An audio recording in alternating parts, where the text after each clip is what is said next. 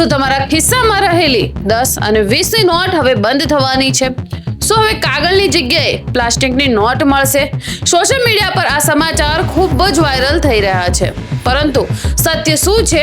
આજે માત્ર 7 મિનિટમાં આખી વાત સરળ ભાષામાં સમજીએ. હાલમાં કેન્દ્ર સરકારે આરબીઆઈને એક ખાસ મંજૂરી આપી છે.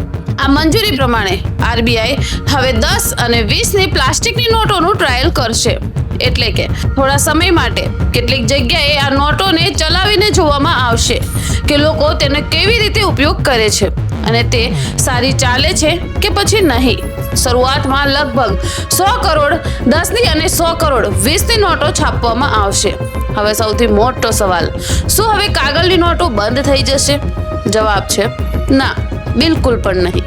સરકારે સ્પષ્ટ કહ્યું છે કે હાલમાં કાગળની નોટો બંધ કરવાનો કોઈ નિર્ણય લેવામાં આવ્યો નથી.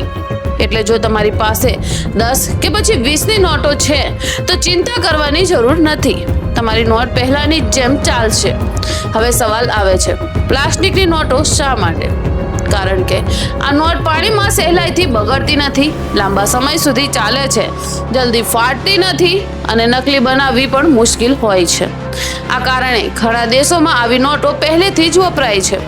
ભારત પણ હવે જોવા માંગે છે કે આવી નોટ આપણા દેશમાં સારી રીતે કામ કરે છે કે પછી નહીં. જો ટ્રાયલ સફળ રહેશે તો ભવિષ્યમાં સરકાર આગળનો નિર્ણય લઈ શકશે.